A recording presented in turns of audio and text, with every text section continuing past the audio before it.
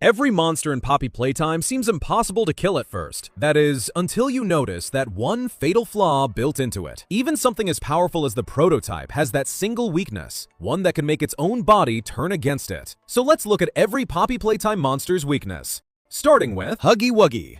When you are being chased through the dark vents, you might think Huggy Wuggy's biggest weakness is the heavy box that sends him falling into the factory. It is true that he can be tricked and led into dangerous places, like when we made him fall hundreds of stories down a hole. But his real weakness isn't physical, but entirely emotional. His biggest flaw is his connection to Kissy Missy. In the Sleep Well music video, they were shown as once close to each other. The moment he sees her, his aggression drops and he completely shuts down. This is a monster that was sprinting at us while missing an arm, but Kissy's presence snaps him out of chase mode almost instantly. We see his own feelings sabotage him during Chapter 5. When projectors turn on and show Kissy on a screen, he stops his violent chase dead in its tracks and forgets about us for a moment. Later, when he physically sees her in person, he drops his guard and reaches out for her right before he was about to attack us. Huggy's mind is his ultimate downfall, and that emotional distraction is exactly what gave the prototype the opening to stab and kill him.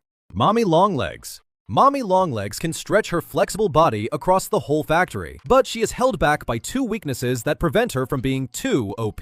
One of them is a mental problem, and the other is an entirely physical issue. Her long limbs give her a huge advantage, but they can also get caught inside machines with tight gaps. Mentally, she is locked into playing games. She ripped our grab pack hand right off and could have killed us early on, but she chose not to because of her obsession with playing her role. Because she has to play games, she keeps giving us chances to survive. When she finally gets angry and breaks her own rules, she charges carelessly and runs straight into an industrial grinder. Physically, there is another hidden flaw. Her elastic plastic body is weak to extreme temperatures. A commercial for Mommy Longlegs clearly says elastic plastic should not be exposed to extreme heat or cold. There is even a safety poster in Chapter 2 warning employees to be careful with fire around her. Intense heat could melt and weaken her body, while extreme cold could make her brittle and stiff. While we saw her run safely past a small fire in Chapter 2, it might have just been a vision caused by the red smoke anyway.